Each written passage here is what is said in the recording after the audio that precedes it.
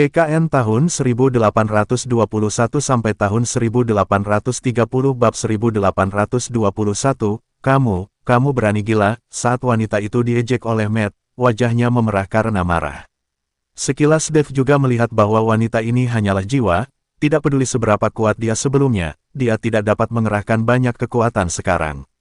Nona, saya mendengar bahwa Sekte Pedang memiliki pedang dewa, dan ada di makam pedang ini. Kami hanya datang ke sini untuk melihatnya. Dave tersenyum tipis. Hei, jangan mengira aku tidak tahu rencanamu. Denganku di sini, kamu tidak akan pernah bisa memasuki tanah makam pedang. Saat wanita itu berbicara, dia tiba-tiba mengulurkan tangannya, ini pedangnya. Wanita itu melambaikan tangan kanannya, dan dengan suara mendengung, energi pedang menembus udara, dan pedang roh terbang keluar dari punggung wanita itu. Energi pedang membubung ke langit, dan akhirnya jatuh ke tangan wanita itu. Cahaya dingin dari pedang roh ini luar biasa, memancarkan aura yang melekat. Jika kamu tidak pergi, kamu hanya akan mati di bawah pedang langitku. Wanita itu menatap Dave dan berkata. Tepat saat pedang roh wanita itu muncul, pedang roh di tangan Dave bergetar hebat. Jika Dave tidak menahannya dengan kuat, pedang roh itu akan terlempar dengan sendirinya. Dave mencoba yang terbaik untuk mengendalikan pedang pembunuh naga yang sudah gelisah, dan kemudian menatap wanita itu dengan acuh tak acuh. Pedang langit ada di tangannya, wajahnya penuh ketegasan, tetapi dia tidak tahu bahwa pedang pembunuh naga di tangan Dave adalah pedang roh kuno, tetapi roh pedang itu belum tumbuh sepenuhnya, jadi itu tidak bisa mengerahkan kekuatan sebesar itu, jadi wanita itu tidak menganggap serius pedang pembunuh naga di tangan Dave. Kamu dan aku sama-sama memegang pedang spiritual. Hari ini aku akan menunjukkan kepadamu bahwa tidak semua orang bisa menggunakan pedang spiritual untuk menggunakan kekuatannya. Wanita itu memandang Dave, dengan pedang di tangannya, wajahnya yang tanpa ekspresi dan mata yang membara. Kamu ingin bersaing denganku? Sudut mulut Dave sedikit terangkat, dan dia bertanya dengan enteng. Kamu tidak berani. Jejak sarkasme muncul di wajah wanita itu. Kamu adalah jiwa, aku bisa memberimu pedang, kamu bisa menyakitiku. Aku akan segera pergi dari sini dan tidak pernah masuk. Kata Dave dengan wajah tenang dan nada acuh tak acuh. Jika dia bahkan tidak bisa berurusan dengan jiwa, Dave mungkin juga memukulnya sampai mati. Wanita itu terkejut sesaat, tetapi melihat ekspresi Dave, sepertinya dia tidak bercanda. Apakah kamu tidak terlalu sombong? Wanita itu tahu bahwa meskipun dia adalah jiwa, dia hanya dapat menampilkan sebagian dari kekuatannya. Tetapi Dave dapat mengatakan kata-kata besar seperti membiarkan dirinya menyerang pedang, yang sangat arogan. Jangan bicara omong kosong, ayolah. Dave memblokir pedang pembunuh naga di udara, siap menghadapi pedang wanita itu.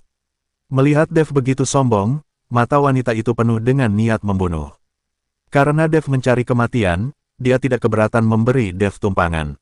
Pada saat itu, pedang langit di tangan wanita itu terangkat, dan terdengar suara mendengung. Energi pedang vertikal dan horizontal, dan energi pedang tirani membuat Matt merasakan sakit yang tajam di kulit sekujur tubuhnya, rasa sakit karena dipotong terpisah. Matt mengelak menjauh, dia tidak ingin terpengaruh dalam pertarungan itu. Sementara jiwa wanita itu menatap Dave, aura di tubuhnya naik ke puncak dalam sekejap, darah melonjak, dan aura yang mengamuk sudah meletus. Menghadapi Dave, wanita itu tidak akan gegabah. Karena Dave berani mengatakan hal seperti itu, dan datang ke sini tanpa cedera, dia pasti memiliki beberapa keterampilan. Tanya langit, wanita itu menggeram rendah, dan pedang langit di tangannya langsung menebas ke arah Dave. Kabut putih langsung naik di atas pedang langit, dan roh pedang didorong oleh wanita itu, berubah menjadi ular putih panjang, melilit langit pada pedang, ada semburan suara mendengung. Melihat pedang puncak wanita itu, Dave menunjukkan senyuman di wajahnya. Dia takut wanita itu tidak akan mengaktifkan roh pedang. Sekarang tampaknya wanita ini masih takut padanya, dan dia benar-benar mengaktifkan roh pedang dari sangat awal. Dengan cara ini, Dave juga menyelamatkan beberapa hal, dan membiarkan pedang pembunuh naga dan roh pedang menelan pedang dan roh pedang langit.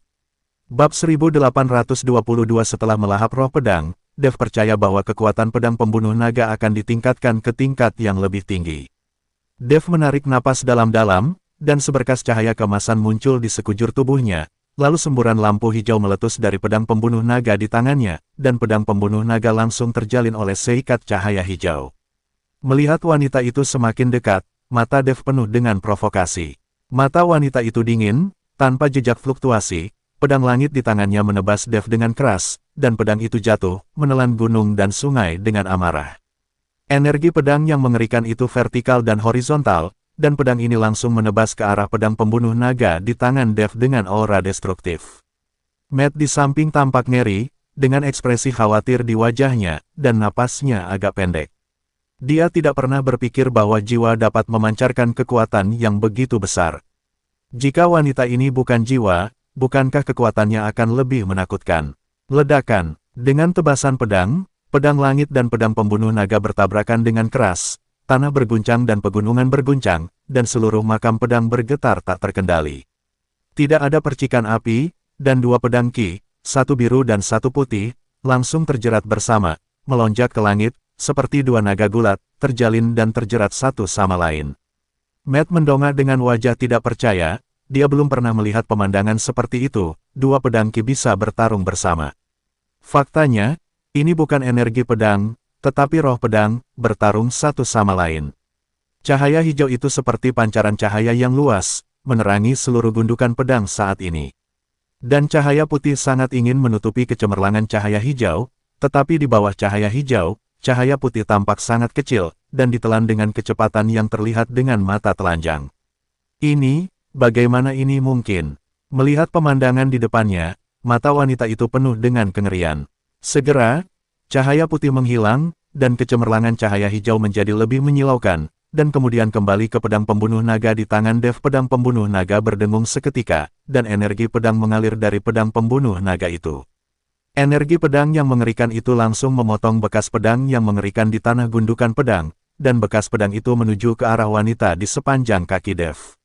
Bekas pedang berlanjut hingga puluhan meter, dan jurang yang dalam terpotong di tanah. Tonjolan tinggi di kedua sisi terbagi menjadi dua, dan energi pedang itu vertikal dan horizontal, menakutkan. Dengan satu gerakan, kemenangan atau kekalahan sudah jelas. Wanita itu melihat pedang langitnya. Pada saat ini, pedang langit telah kehilangan kilau, seperti sepotong tembaga dan besi yang pecah, di mana tidak ada jejak aura. Wanita itu terkejut, dan semburan kekuatan spiritual mengalir ke dalamnya, ingin mengaktifkan pedang langit dan memanggil roh pedang, tetapi tidak peduli bagaimana wanita itu mendesaknya, pedang langit tidak menanggapi sama sekali. Pedang langit tanpa roh pedang itu seperti besi yang patah, bahkan lebih buruk dari pedang yang berharga ini adalah pedang roh yang dibuat oleh master pedang dari kuil langit, tetapi sekarang telah berubah menjadi tembaga yang pecah dan besi yang busuk. Apa kamu merasa lebih baik? Dev menatap wanita itu dan bertanya dengan enteng. Wanita itu tidak memiliki ekspresi di wajahnya, dan dengan santai melemparkan pedang langit di tangannya ke tanah, lalu menggelengkan kepalanya. Karena kamu kalah, maka izinkan kami masuk. Aku datang ke sini hanya untuk mencari pedang dewa, dan aku hanya ingin melihat pedang dewa. Dev tidak ingin mengalahkan wanita itu sampai kehabisan akal, jadi dia berkata. Tapi siapa tahu, wanita itu tiba-tiba tersenyum masam, itu bukan pedang dewa, itu bukan pedang dewa, itu pedang iblis yang membunuh tanpa mengedipkan mata, dan seluruh sekte ilmu pedang kita dihancurkan oleh pedang ajaib itu. Sekte kami mengumpulkan semua master dari sekte ilmu pedang, dan menggunakan semua pedang roh kami untuk menekan pedang iblis itu di sini. Dan setelah bertahun-tahun, klan yang mati di makam pedang sekarang telah menyerap energi pedang dan berubah menjadi boneka pedang. Bahkan aku tidak berani masuk setelah ratusan tahun. Jika kamu bersikeras untuk masuk, kamu pasti akan mati. Bab 1823, hidup itu tidak kekal, siapa yang tidak bisa mati? Jika kamu bisa melakukan apa yang kamu suka, kenapa tidak mati?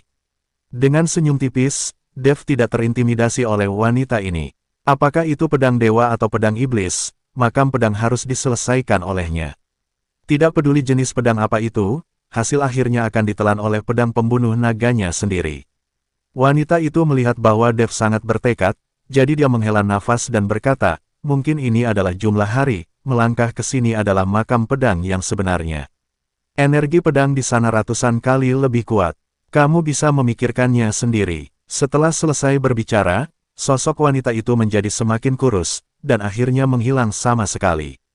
Dev, saya pikir Anda harus masuk sendiri. Dengan kekuatan saya khawatir jika saya masuk, saya akan membutuhkan perlindungan Anda dan membebani Anda.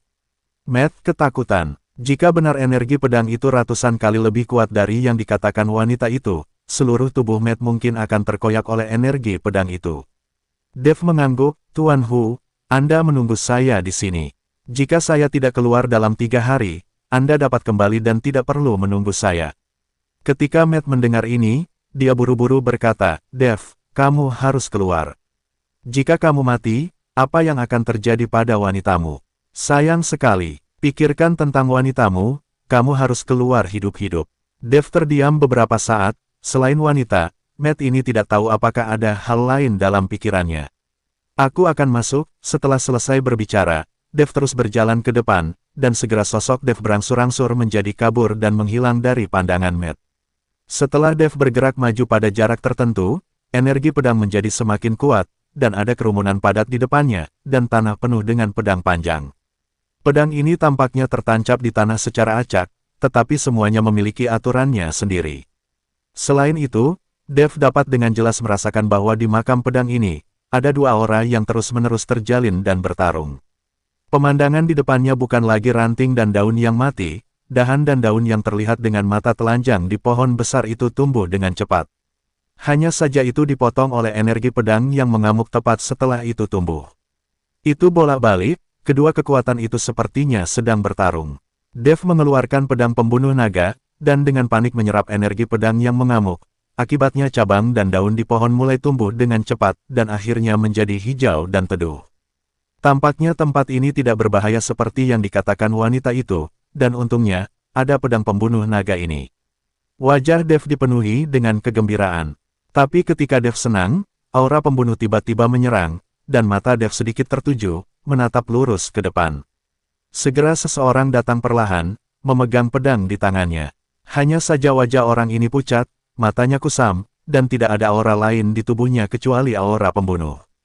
Sekilas Dev tahu bahwa ini pasti boneka pedang yang disebutkan wanita itu. Boneka pedang dibunuh oleh pedang Qi, dan kemudian tubuhnya tidak bisa dihancurkan, disempurnakan oleh pedang Qi. Setelah sekian lama, ia menjadi boneka pedang, langsung didominasi oleh energi pedang, tanpa pikiran dan keinginan, seperti layaknya zombie. Karena hal semacam ini tidak memiliki pikiran dan masih merupakan benda mati, sehingga tidak perlu takut dipukul sama sekali. Bahkan dengan tangan dan kaki mereka dipotong, boneka pedang ini masih belum memiliki kesadaran, dan hanya esensi energi pedang yang mengendalikan pikiran mereka. Saat menghadapi hal semacam ini, Dev sedikit khawatir, lagi pula hal semacam ini tidak takut mati. Jadi pada dasarnya pedang mengendalikan tubuh, dan boneka pedang tidak akan menganggapnya serius. Setelah bertarung dengan boneka pedang, kecuali dia benar-benar hancur berkeping-keping, tidak ada cara lain, dan cara lain adalah menemukan tubuh induk dari pedang Qi, lalu memotong pedang Qi, tetapi tergantung situasinya, maka saya khawatir sulit menemukan pedang ajaib. Bab 1824 Dev mengayunkan pedang pembunuh naga di tangannya, dan bergegas maju. Ketika boneka pedang melihat Dev bergegas ke arahnya, dia bahkan tidak memiliki reaksi sedikit pun. Dia masih berjalan ke depan sampai pedang roh Dev datang di depannya. Tangannya langsung memblokir pedang roh Dev. Boneka pedang itu sulit untuk dihadapi, tetapi Dev merasa sedikit konyol karena penampilannya yang imut dan konyol. Dia benar-benar menggunakan tubuhnya untuk memblokir pedang roh. Hasilnya bisa ditebak. Pada saat ini, pedang pembunuh naga telah menyerap sejumlah besar energi pedang, dan juga menelan roh pedang, sehingga kekuatannya meningkat pesat, dan lampu hijau tiba-tiba muncul di tubuh pedang. Tapi dengan kedua tangan terputus, boneka pedang itu tidak menunjukkan ekspresi sedikit pun, dia melambaikan setengah lengannya yang tersisa dan bergegas menuju Dev. Dev tahu bahwa tidak ada gunanya memotong kepala boneka pedang itu, dia hanya bisa meledakkannya menjadi sampah. Melihat boneka pedang yang bergegas mendekat, Dev mengayunkan pedang pembunuh naga tanpa bisa ditembus, pedang besar dan padat. Qi langsung menyelimuti boneka pedang.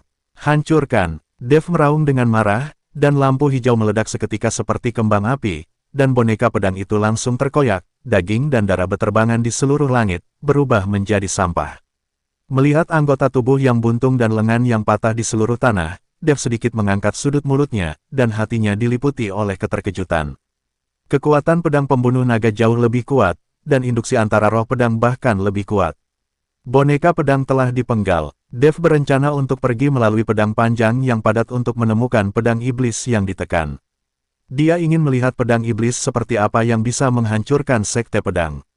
Tapi saat Dev mengambil langkahnya, semua pedang panjang di tanah tiba-tiba memancarkan cahaya, dan deretan pedang yang jelas muncul di udara.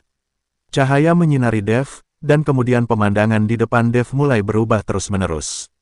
Pada akhirnya, cahayanya menghilang, tetapi Dev mendapati dirinya berada di gundukan pasir. Bukit pasir kuning tidak terlihat sekilas, yang mengejutkan Dev. Dia jelas berada di makam pedang barusan, bagaimana mungkin dia tiba-tiba berada di gurun sekarang. Tepat ketika Dev bingung, tiba-tiba di bawah gundukan pasir, sebuah pedang panjang melayang ke langit. Segera setelah itu, pedang Ki terbang secara horizontal dan menusuk ke arah Dev. Pedang panjang itu sama sekali tidak dikendalikan oleh siapapun, tapi memiliki niat membunuh yang kuat. Dev terkejut sesaat, dan tiba-tiba mengayunkan pedang pembunuh naga di tangannya. Dentang, dengan suara garing, pedang panjang itu dipotong oleh Dev. Setelah pedang panjang dipotong, seberkas cahaya redup masuk ke pedang pembunuh naga di tangan Dev. Dev dapat dengan jelas merasakan bahwa kekuatan pedang pembunuh naga sekali lagi meningkat sedikit. Kali ini, Dev semakin bingung, tidak tahu apa yang sedang terjadi. Tepat ketika Dev dalam keadaan linglung, tiba-tiba bukit pasir bergetar beberapa saat, dan kemudian banyak pasir mulai berguling. Kemudian pasir isap yang menggelinding ini akhirnya membentuk bentuk seseorang yang memegang pedang. Perlahan, sosok manusia yang terbentuk dari kumpulan pasir dan tanah berubah menjadi sosok lelaki tua. Melihat ini, Dev dengan cepat berkata, "Senior, saya tidak tahu di mana ini." "Siapa Anda?" Melihat seseorang muncul, Dev ingin bertanya dengan jelas apa yang sedang terjadi. Tetapi lelaki tua itu tidak berbicara, tetapi mengayunkan pedang panjang di tangannya, dan kemudian pedang panjang yang tak terhitung jumlahnya muncul dari bawah bukit pasir, dan kemudian mengepung Dev dengan erat. Melihat ini, Dev sedikit mengernyit, dan pedang pembunuh naga di tangannya mulai memancarkan semburan cahaya hijau. Setelah itu, pedang panjang yang tak terhitung jumlahnya, seperti hujan pedang, melesat ke arah Dev. Dev hanya bisa mengayunkan pedang pembunuh naga dengan putus asa, membuatnya sebagai dinding pedang yang tidak bisa ditembus. Dentang-dentang-dentang, terdengar suara benturan logam yang konstan, dan pedang yang patah berserakan di seluruh tanah. Bab 1825. Namun, Dev menemukan bahwa setiap kali dia memotong pedang panjang, pedang pembunuh naga di tangannya akan diperkuat 1 poin. Ini mungkin pedang pembunuh naga miliknya berkultivasi. Memikirkan hal ini, Dev mengayunkan pedang pembunuh naga lebih keras lagi. Setelah beberapa saat, ada lebih banyak pedang yang patah di tanah, dan keringat dingin mulai muncul di dahi Dev. Tapi Dev masih mengertakkan gigi dan bertahan. Dia tahu bahwa kali ini adalah penempaan pedang naga di tangannya, dan itu juga penempaan dirinya sendiri. Ketika Dev memotong pedang panjang terakhir, dia duduk di tanah kelelahan. Dan lelaki tua itu memandang Dev dengan senyum di wajahnya. "Kamu telah melewati level ini, aku harap kamu bisa menyelesaikannya, sehingga keinginan kami selama ratusan tahun dapat terpenuhi," orang tua itu berbicara kepada Dev. Tepat ketika Dev hendak bertanya siapa lelaki tua itu, pedang panjang di tangan lelaki tua itu tiba-tiba terlempar ke arah Dev, lalu dia menghilang. Saya melihat pedang panjang di tangan lelaki tua itu menuju Dev, tetapi akhirnya berhenti di depan Dev. Segera setelah itu, pedang panjang itu memancarkan cahaya redup, yang diserap oleh pedang pembunuh naga. Akhirnya, apa yang jatuh dari pedang panjang itu berubah menjadi bubuk. Saat pedang panjang berubah menjadi bubuk, pemandangan di depan Dev berubah. Dia menemukan bahwa dia masih berdiri di tempatnya, dan formasi pedang di depannya menghilang.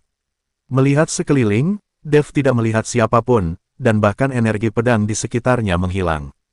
Mungkinkah melihat pedang ajaib dengan cara ini? Dev sangat terkejut, lalu melangkah maju. Kenapa sangat mudah menemukan pedang ajaib? Itu terlalu mudah. Dev terus berjalan maju selama lebih dari 10 menit, dan aura pedang yang menghilang dengan cepat muncul kembali, dan kali ini aura pedang bahkan lebih ganas. Hanya saja apa yang berdiri di depan Dev kali ini bukanlah pedang panjang yang padat, tetapi 3 pedang jadi yang dimasukkan ke tanah dalam bentuk karakter. Melihat 3 pedang di depannya, Dev tahu bahwa ini juga harus menjadi formasi pedang. Karena ada formasi pedang, pasti ada boneka pedang di sekitar. Tepat ketika Dev selesai berpikir seperti ini, dia menemukan aura pembunuh datang, diikuti oleh lebih dari selusin boneka pedang, mendekati Dev selangkah demi selangkah. Boneka pedang yang saya temui kali ini jelas jauh lebih kuat daripada yang saya temui di awal. Boneka pedang ini masih mengenakan pakaian yang mereka kenakan sebelum mereka mati, dan logo sekte pencari pedang disulam di pakaian boneka itu. Tampaknya ini semua adalah murid senior dari sekte pedang. Dev tidak berbicara omong kosong, dan mengangkat pedang pembunuh naga di tangannya tinggi-tinggi. Bagaimanapun, boneka pedang ini tidak memiliki pikiran, dan tidak ada gunanya bagi Dev untuk mengatakan apapun. Seni pedang 9 bayangan, Dev berteriak keras, memegang pedang pembunuh naga di tangannya, dia naik ke udara. Cahaya pedang yang tak berujung jatuh, langsung menghancurkan boneka pedang berkeping-keping. Gelombang kejut besar mengirim boneka pedang lainnya langsung ke kejauhan. Tapi boneka pedang yang bijaksana ini tidak tahu takut sama sekali. Mereka segera bangkit dan bergegas menuju Dev. Dev mengayunkan pedang pembunuh naga, dan setiap kali pedang diayunkan, boneka pedang dihancurkan. Segera, selusin boneka pedang semuanya menjadi sampah. Kekuatan pedang pembunuh naga di tangan Dev telah meningkat lagi. Setelah boneka pedang selesai dipenggal, Dev mengarahkan pandangannya pada 3 pedang panjang, dan dia tahu bahwa susunan pedang harus diaktifkan saat ini. Benar saja, setelah semua boneka pedang terbunuh, seberkas cahaya mulai jatuh dari tengah ketiga pedang panjang itu. Pancaran cahaya sepertinya datang dari luar langit, langsung menyinari posisi di antara ketiga pedang panjang itu. Dev melihat berkas cahaya, melangkah ringan, dan melangkah langsung ke dalamnya. Segera, cahaya jatuh pada paket Dev. Pada saat ini, Dev merasakan kakinya menjadi ringan, dan seluruh tubuhnya perlahan terangkat. Tubuh Dev tertahan di udara, persis seperti yang diselimuti oleh berkas cahaya itu. Energi pedang yang sangat gila mulai melonjak dalam berkas cahaya. Melihat ini, Dev buru-buru mencoba menggunakan tubuh emas yang tidak bisa dihancurkan untuk melawan, tetapi ternyata dia tidak bisa menggunakan kekuatan spiritual sama sekali. Bab 1826 terkejut, Dev hanya bisa menggertakkan giginya dan mengandalkan tubuh fisiknya yang kuat untuk menahan serangan energi pedang. Pada saat ini, pedang pembunuh naga, seperti naga yang menyerap air, dengan panik menyerap ki pedang itu, mencegah ki pedang itu melukai Dev. Bila pedang pembunuh naga bergetar, dan cahaya cian mulai berubah perlahan. Pedang pembunuh naga dengan gila-gilaan menyerap energi pedang, tetapi energi pedang sepertinya diserap selamanya. Sebelumnya, tubuh Dev mulai dipotong oleh energi pedang, dan energi pedang meninggalkan luka di tubuh Dev.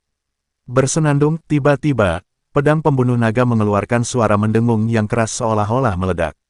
Dev tidak peduli dengan rasa sakit di tubuhnya, dan memegang erat pedang pembunuh naga dengan satu tangan, dia bisa dengan jelas merasakan kekuatan spiritual pada tubuh pedang pembunuh naga yang terus bergulir.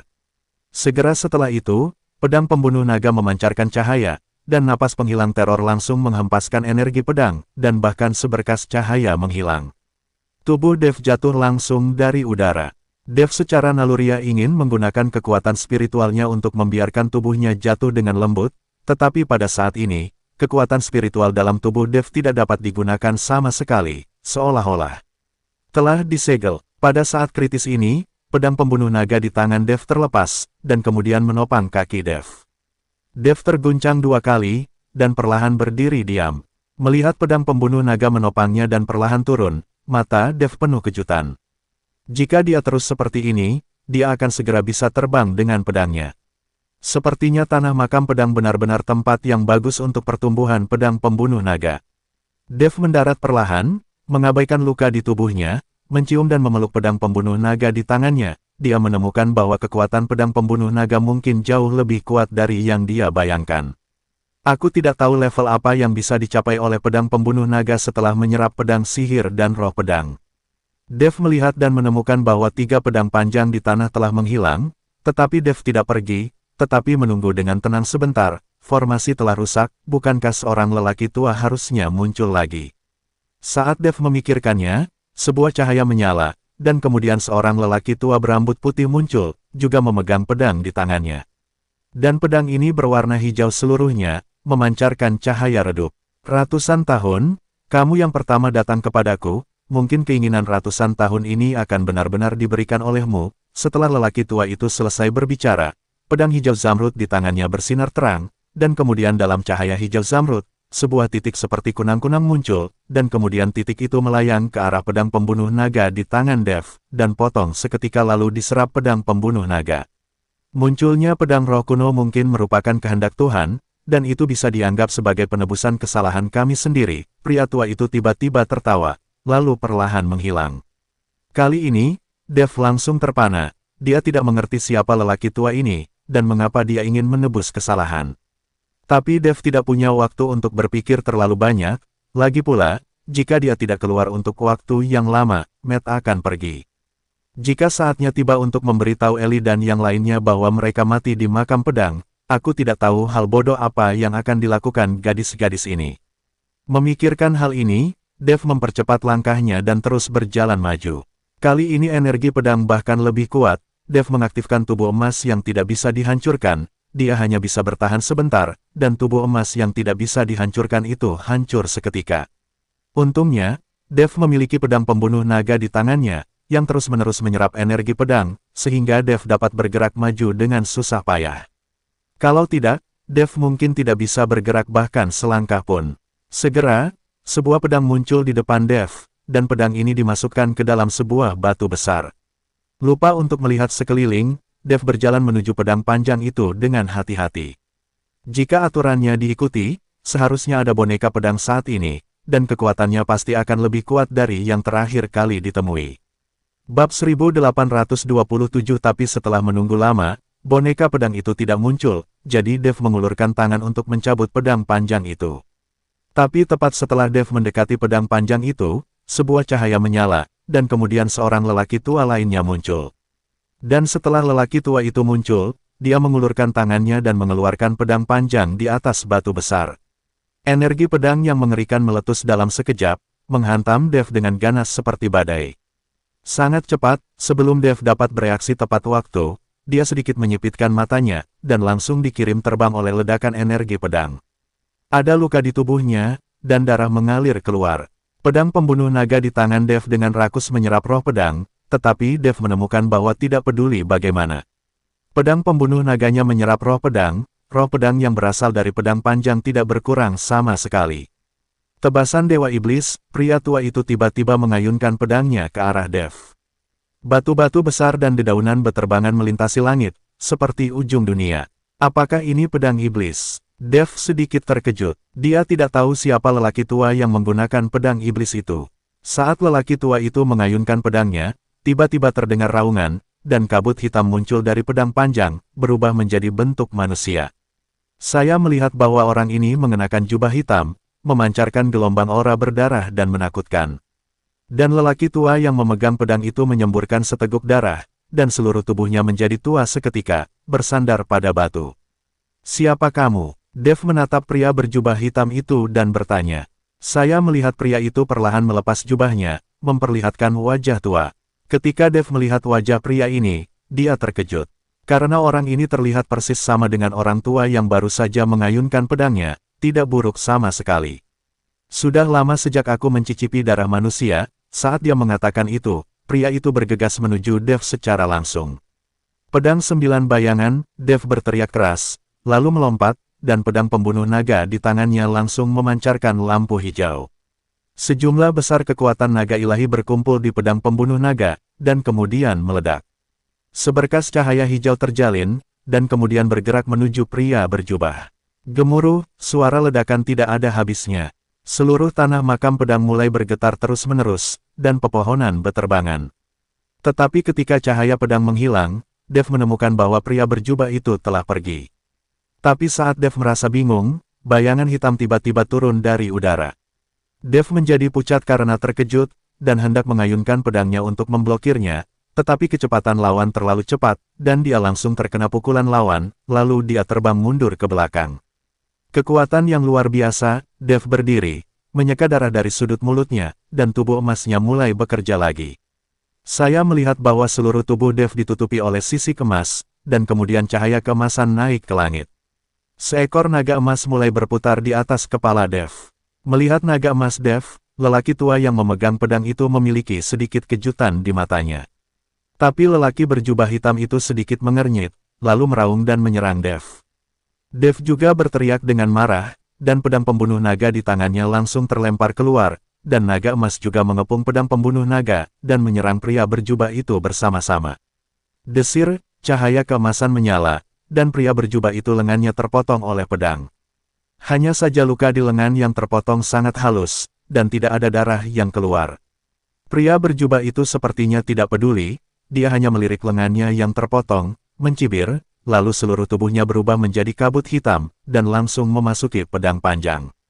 Segera, pedang panjang itu terlepas dari tangan lelaki tua itu, tergantung di udara, aura pembunuh di pedang itu terpancar. Bab 1828 melihat ini, Dev menunjuk pedang pembunuh naga di tangannya, dan cahaya hijau terbang keluar dari pedang pembunuh naga dalam sekejap.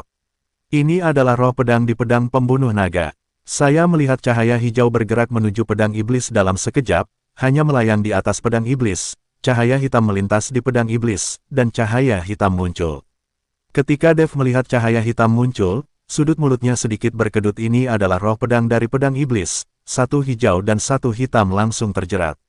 Namun, kekuatan pedang iblis ini tidak buruk, meskipun pedang pembunuh naga adalah pedang roh kuno, tetapi karena roh pedang dari pedang pemotong naga belum tumbuh, dan kekuatannya saat ini belum bisa sepenuhnya digunakan, jelas agak sulit untuk bertarung dengan roh pedang dari pedang iblis. Tapi Dev tidak panik, matanya berkilat tajam, lalu dia langsung menuju pedang iblis, meraih pedang iblis, dan berdiri di atas batu besar, dengan Dev memegang pedang iblis. Ding! Dev menjentikkan jarinya ke arah pedang iblis, dan pedang iblis itu langsung mengeluarkan suara yang tajam, dan kemudian langsung pecah menjadi dua. Tanpa pedang iblis, roh pedang itu tidak berbeda dengan pedang biasa di tangan Dev. Setelah tubuh pedang-pedang iblis dihancurkan, cahaya hitam yang selama ini dominan menjadi jauh lebih redup dalam sekejap, dan roh pedang pembunuh naga mengambil kesempatan itu dan menelan roh pedang iblis dalam satu tegukan. Sinar hijau membesar tanpa batas, dan energi pedang yang tak terhitung jumlahnya dari makam pedang dengan cepat diserap ke dalam cahaya hijau. Di sebidang tanah mati yang tak bernyawa ini, pepohonan dan bunga mulai bertunas, dan tanah makam pedang menghilang dalam sekejap. Kekuatan pedang pembunuh naga telah mencapai level senjata suci, yang membuat Dev sangat bersemangat. Adapun lelaki tua yang tidak jauh, melihat pemandangan di depannya, dia benar-benar tercengang. Dia tidak pernah berpikir bahwa Dev dapat dengan mudah berurusan dengan pedang iblis yang mereka gunakan untuk menekan hidup mereka selama ratusan tahun. Hai, pria tua itu tiba-tiba menghela nafas. Dev menyingkirkan pedang pembunuh naga itu, berjalan menuju lelaki tua itu dan berkata, "Siapa kamu?" Lelaki tua itu berdiri perlahan, dan berkata dengan ekspresi lega, "Aku adalah penguasa sekte pencari pedang." Lalu siapa pria berjubah hitam tadi? Dev sangat terkejut, bagaimana mungkin seseorang terlihat persis sama? "Itu aku juga," kata orang tua itu. Kali ini, Dev bingung. Melihat ekspresi bingung Dev, Master Sekte Pencari Pedang perlahan mulai berbicara dengan Dev. Ternyata orang berjubah hitam itu hanyalah iblis dalam dari roh pedang dari Sekte Pencari Pedang, dan iblis ini mengendalikan pedang iblis. Faktanya, pedang ini dulunya disebut pedang terbang di luar langit, dan dikatakan bahwa pedang itu terbang dari langit ke-9, dan kemudian dimasukkan ke dalam roh pedang. Selama bertahun-tahun, Sekte Ilmu Pedang telah menjaga pedang iblis, dan banyak orang telah memahami banyak teknik pedang dari pedang terbang ini. Tetapi ketika datang ke generasi lelaki tua ini, karena keserakahannya sendiri, dia ingin mengambil pedang terbang itu sebagai miliknya dan mendapatkan semua warisan pedang terbang. Jadi dia membujuk beberapa tetua untuk menarik roh pedang bersama-sama.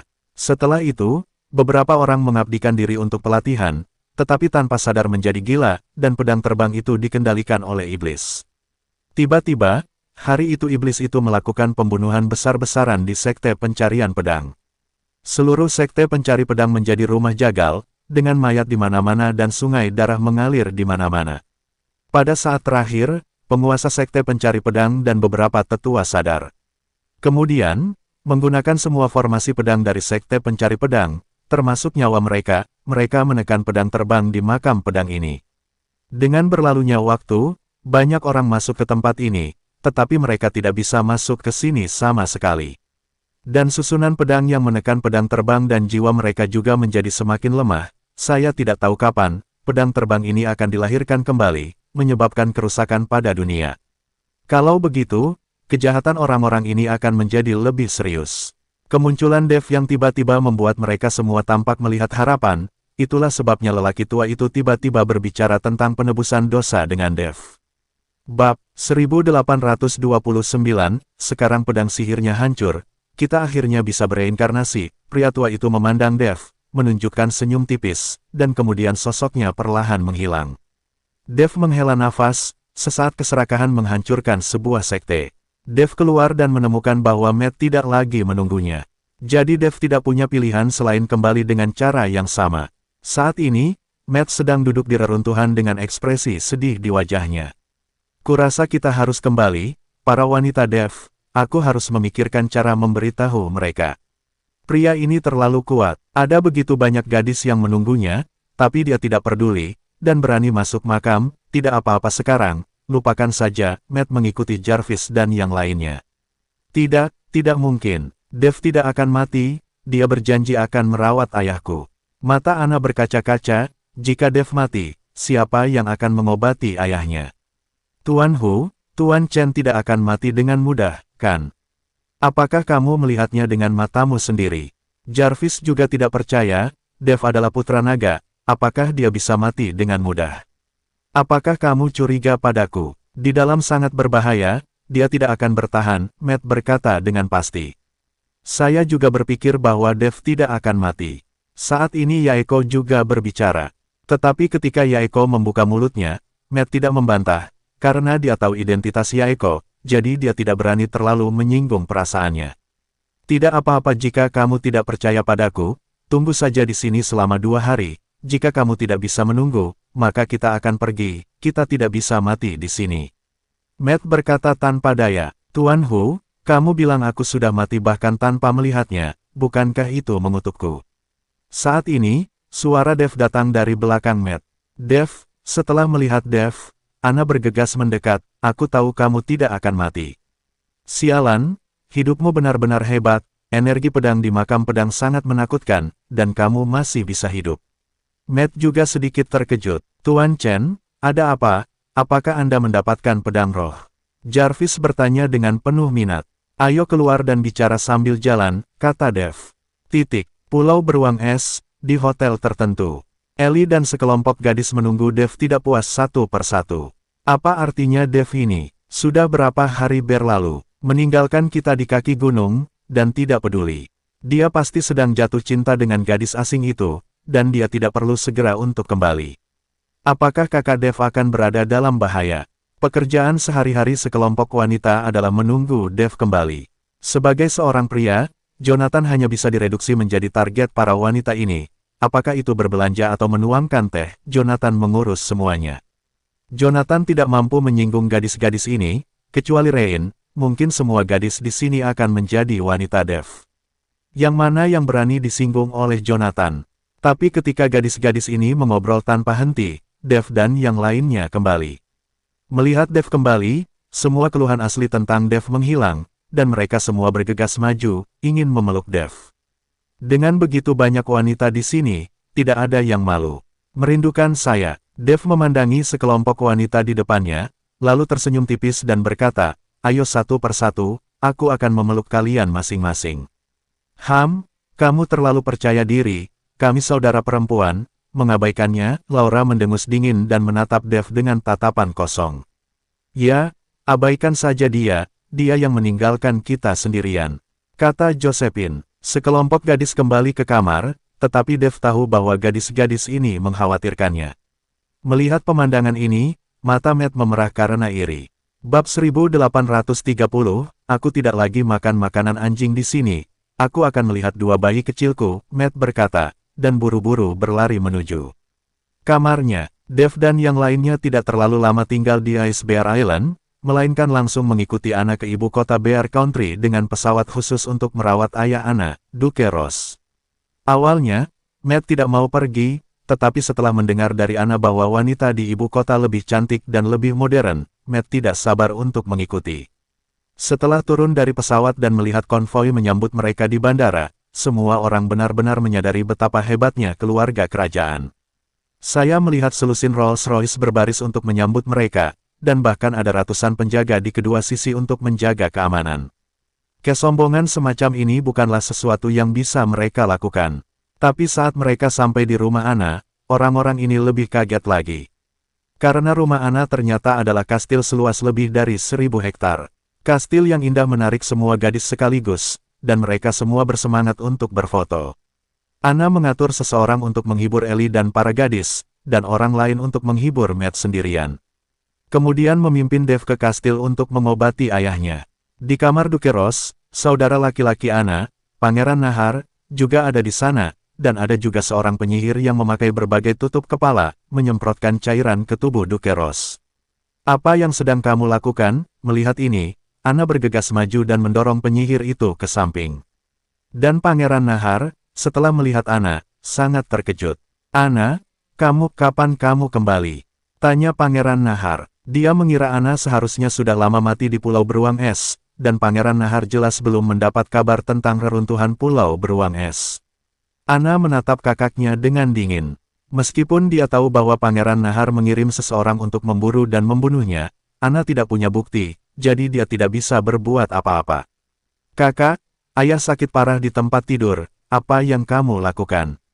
Ana menanyai Pangeran Nahar. Tentu saja mengobatinya. Ayah sedang sakit, tapi kamu hanya bermain, jadi aku butuh seseorang untuk merawat ayahku.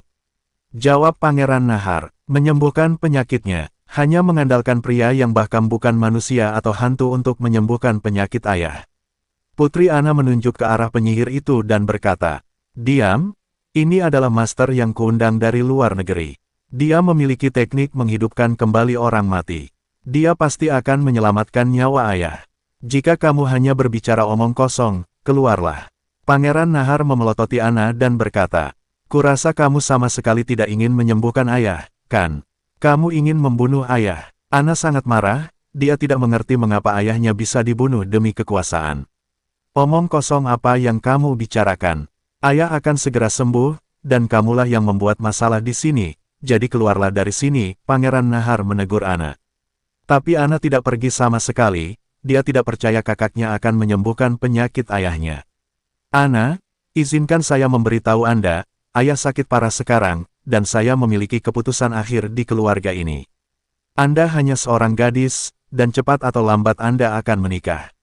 Jika kamu patuh, aku bisa membiarkanmu terus menjadi seorang putri. Jika kamu tidak patuh, jangan salahkan aku karena bersikap kasar." Wajah Pangeran Nahar suram, dan dia benar-benar merobek wajahnya dengan Ana. "Aku tidak akan pergi, aku ingin melihat bagaimana kamu menyembuhkan ayah," ucap Ana dengan tegas. Melihat sikap tegas Ana, Pangeran Nahar tidak memintanya untuk pergi keluar, tetapi menatap penyihir itu dan berkata, "Tuan, tolong lakukan sesuatu untuk menyelamatkan ayahku." Saat dia berbicara, Pangeran Nahar mengedipkan mata pada penyihir itu. Namun, tindakan kecil ini tidak luput dari pandangan Dev.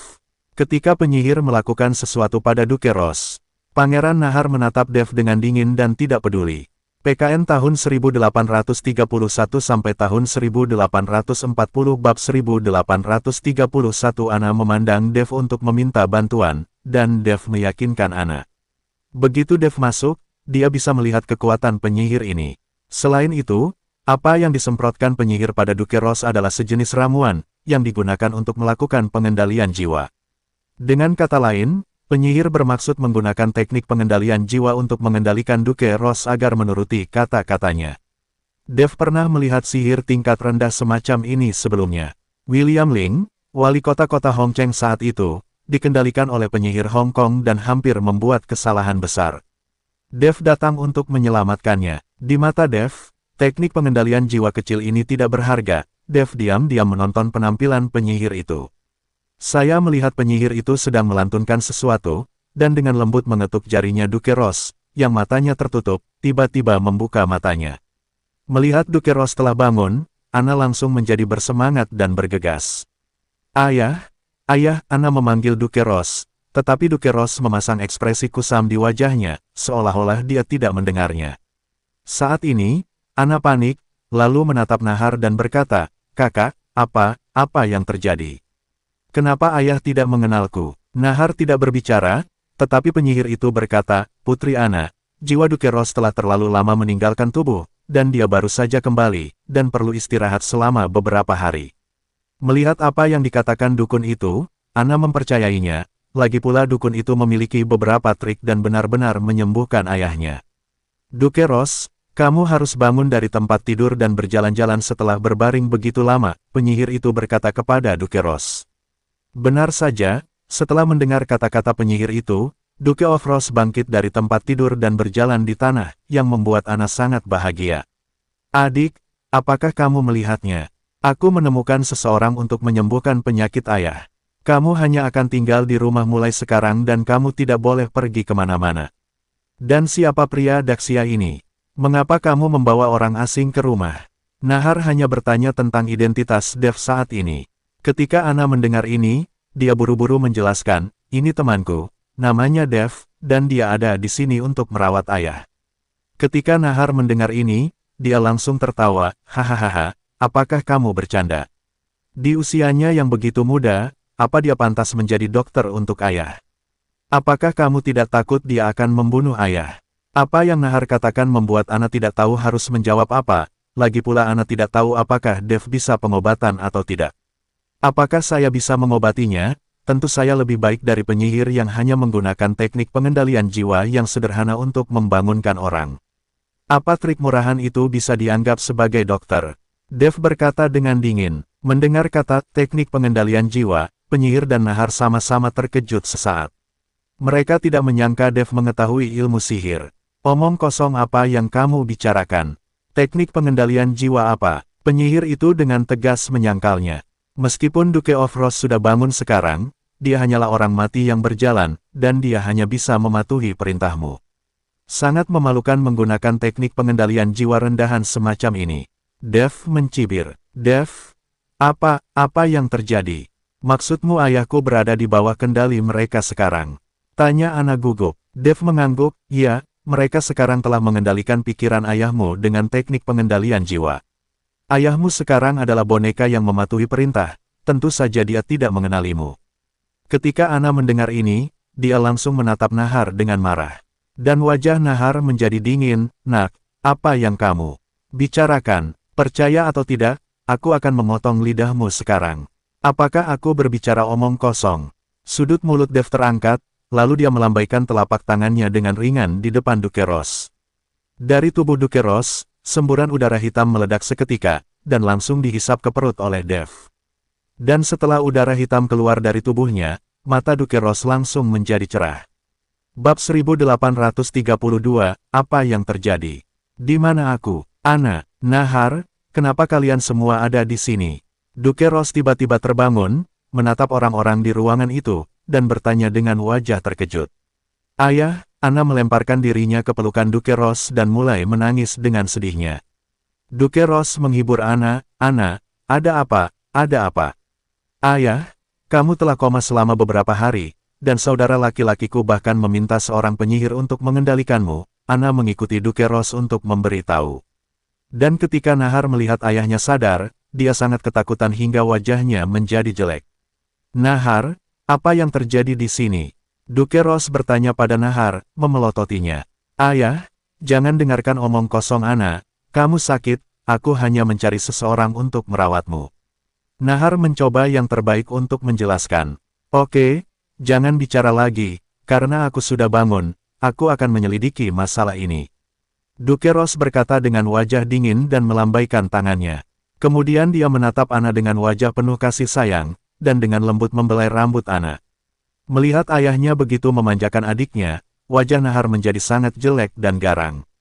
Niat membunuh melintas di mata Nahar, dan dia tahu bahwa jika dia benar-benar menyelidiki, apa yang dia lakukan pasti akan terungkap. Memikirkan hal ini, mata Nahar sedikit menyipit, dan dia mengedipkan mata pada penyihir, yang mengerti dan langsung memblokir pintu keluar ruangan. Aku sudah koma selama berhari-hari, urusan pemerintahan pasti banyak tertunda, aku akan melihatnya dulu. Begitu Duke Ross bangun, dia mengkhawatirkan urusan pemerintahan. Tetapi begitu dia sampai di pintu, dia menemukan bahwa penyihir itu menghalangi pintu. Duke Ross menjadi dingin dan berkata, siapa kamu? Apa yang kamu lakukan di depan pintu? Ayahku ingin keluar, apa yang kamu lakukan di pintu?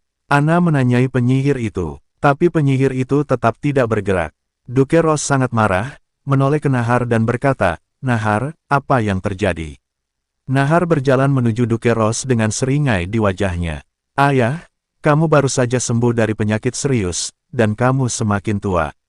Jangan ganggu dirimu tentang urusan pemerintahan. Kamu harus menyerahkannya padaku. Aku berjanji untuk menjaga agar rumah sang Duke tetap rapi. Kata Nahar dingin. Mendengar ini, Dukeros mengerutkan kening, matanya penuh amarah. Nahar, apa maksudmu? Apakah kamu ingin posisiku? Ya, aku ingin menjadi adipati sekarang juga, Nahar langsung mengaku. Kakak, bagaimana kamu bisa mengatakan itu? Ayah masih hidup, mengapa kamu ingin mewarisi adipati ayah? Ana bertanya dengan heran. Aura pembunuh muncul dari tubuh Nahar. Sebentar lagi, ayah tidak akan hidup. Kata-kata Nahar hampir membuat Dukeros kesal sampai mati. Bajingan, kamu pemberontak, aku akan membunuhmu. Dukeros meraung dan menamparkan Nahar. Sangat disayangkan Dukeros baru saja bangun dan tubuhnya masih sangat lemah, jadi Nahar dengan mudah mengelak dari telapak tangannya. Ayah, aku anakmu sendiri. Apakah kamu ingin membunuhku? Jika itu masalahnya, maka aku tidak perlu khawatir tentang itu. Setelah Nahar selesai berbicara, dia menoleh ke penyihir dan berkata, Tuan, mari kita lakukan. Tidak satu pun dari 3 orang di ruangan ini yang dibiarkan hidup. Penyihir itu mengangguk, lalu menggumamkan sesuatu, dan semburan kabut hitam mulai muncul dari tubuhnya. Segera setelah itu, seluruh ruangan diselimuti kabut hitam, dan saya bahkan tidak dapat melihat jari saya, dan saya tidak dapat melihat apapun. Melihat pemandangan ini, Ana berteriak ketakutan. Dukeros juga panik. Namun saat ini, seseorang tiba-tiba meraih tangan Ana dan menarik Ana pergi. Apa? Teriak Ana putus asa, berusaha melepaskan diri. Ini aku, bersembunyilah di belakangku. Dev mengikuti Ana dengan suara rendah. Bab 1833. Ketika Ana mendengar ini, dia mengangguk, dan dengan cepat menarik Dukeros untuk bersembunyi di belakang Dev. Saya melihat cahaya redup berkelap-kelip di sekitar Dev, yang secara langsung mengisolasi kabut hitam keluar. Tuan, bisakah Anda membunuh mereka semua? Saat ini, suara Nahar datang. Pangeran Nahar, jangan khawatir, itu adalah kabut beracun. Jika aku menghirupnya, aku yakin aku juga akan mati, dan mereka pasti tidak akan selamat. Penyihir itu berkata dengan percaya diri. 10 menit kemudian, kabut hitam perlahan menghilang, dan banyak hal dapat dilihat di dalam ruangan. Segera, Nahar dan penyihir itu melihat bahwa Dev dan 3 lainnya berdiri di satu sisi ruangan, dan mereka bertiga tidak melakukan apa-apa. Kali ini, sang penyihir dan Nahar sedikit tercengang. Tuan, apa yang terjadi di sini? Bukankah kamu mengatakan bahwa mereka pasti mati? Nahar bertanya bingung. Penyihir itu juga penuh kebingungan. Tidak mungkin. Mereka harusnya sudah mati jika mereka menghirup kabut beracunku. Bagaimana mungkin sesuatu terjadi? Sihirmu terlalu sampah, dan hanya orang bodoh sepertimu yang akan mempercayai penyihir sampah sepertimu. Dev berkata kepada penyihir itu dengan ekspresi jijik. Nak, kamu sangat berani mengatakan itu tentangku. Hari ini aku akan membiarkanmu melihat betapa kuatnya aku. Saat dia mengatakan itu, pakaian di tubuh penyihir itu bergerak tanpa angin. Angin mulai bertiup di dalam ruangan, dan awan kabut hitam tiba-tiba muncul, berubah menjadi hantu, bergegas menuju Dev dan yang lainnya dengan cakar dan gigi. Ana dan Dukeros belum pernah melihat pemandangan seperti itu sebelumnya, mereka semua ketakutan. Tapi Dev mencibir di seluruh wajahnya, dan kemudian dia membuka mulutnya untuk menarik napas. Kekuatan hisap yang sangat besar, sebenarnya langsung menyedot kabut hitam ke dalam tubuhnya. Meskipun kekuatan penyihir itu tidak tinggi dan dia tidak memiliki banyak energi yin, kaki belalang juga makanan, dan Dev tidak akan menolaknya. Melihat Dev benar-benar menyedot kabut hitam ke dalam tubuhnya, penyihir itu langsung tercengang. Segera setelah itu, wajahnya menjadi pucat, dan keringat dingin muncul di dahinya. Dia tahu bahwa hari ini dia bertemu dengan seorang ahli. Jika kamu memiliki keterampilan lain, mari kita tunjukkan bersama. Akan ada kesempatan sebentar lagi, Dev berkata kepada penyihir itu. Penyihir itu tidak berbicara, tetapi melihat keluar, lalu melompat dan bergegas keluar. Awalnya, penyihir itu menjaga pintu, jadi dia bergegas keluar dengan cepat. Tapi saat penyihir itu bergegas keluar, dia melihat sesosok tubuh melintas, dan Dev benar-benar berdiri di depannya. Penyihir itu menjadi pucat karena ketakutan, dan meninju Dev. tetapi Dev meraih kerahnya dan kembali ke kamar dalam sekejap.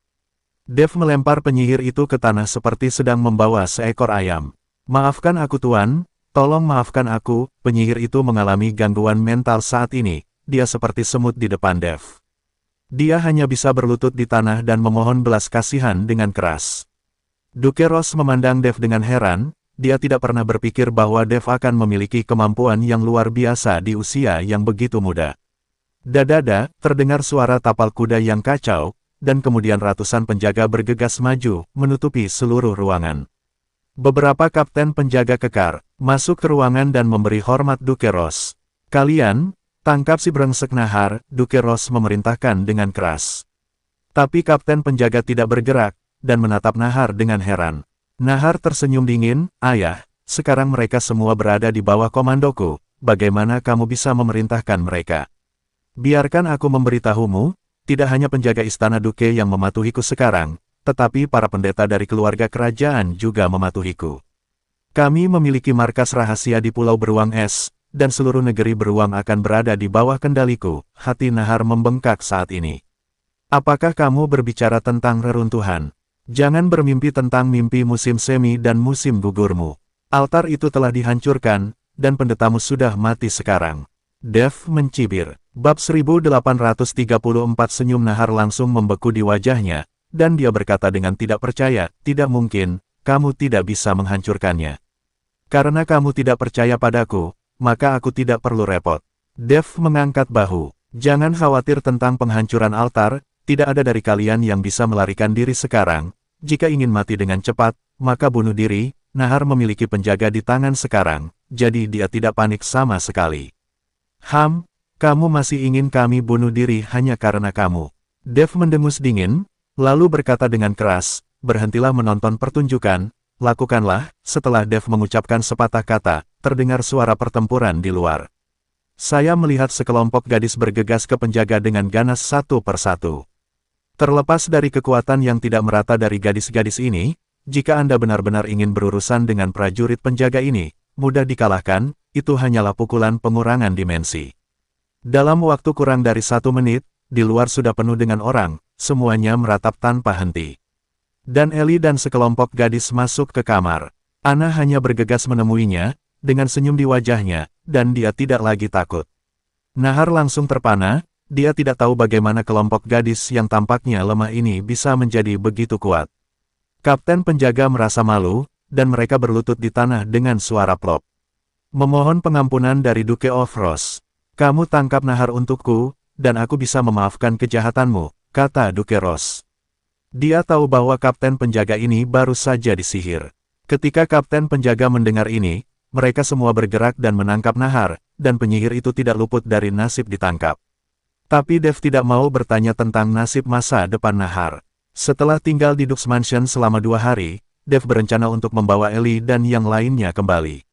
Sekarang pedang pembunuh naga sudah sekuat senjata suci seni bela diri, jadi Dev berencana untuk kembali ke Kyoto dan pergi ke aliansi seni bela diri untuk memverifikasi apakah Yuki di ruang bawah tanah itu nyata atau tidak. Ketika Dev dan yang lainnya hendak pergi, Duke Ross mengadakan upacara perpisahan akbar untuk Dev dan yang lainnya. Lagi pula, jika tidak ada Dev, istana Adipati Ross akan seperti apa jadinya? Dev, terima kasih banyak atas semua yang telah kamu lakukan pada Dux Mansion kami. Aku ingin bersulang untukmu. Saat Duke of Ross berbicara, dia meminum segelas vodka dalam sekali teguk. Dev tidak menunjukkan kelemahan, dan meminumnya dalam sekali teguk. Bagi Dev, anggur saat ini tidak berbeda dengan air. Dev, apa pendapatmu tentang putriku? Duke Ross tiba-tiba bertanya pada Dev. Putri Anna sangat baik, lincah dan ceria, dan cantik, terutama matanya yang besar, yang sangat menarik. Dev berkata jujur, kalau begitu, apakah kamu menyukai putriku? Duke Ross bertanya lagi. Kali ini, Dev tertegun. Dev tidak tahu bagaimana menjawab Duke Ross. Jika Anda mengatakan Anda tidak menyukainya, itu sedikit bertentangan dengan keinginan Anda. Lagi pula putri Anna sangat cantik dan terbuka, dan dia sering membuat hati Dev gatal.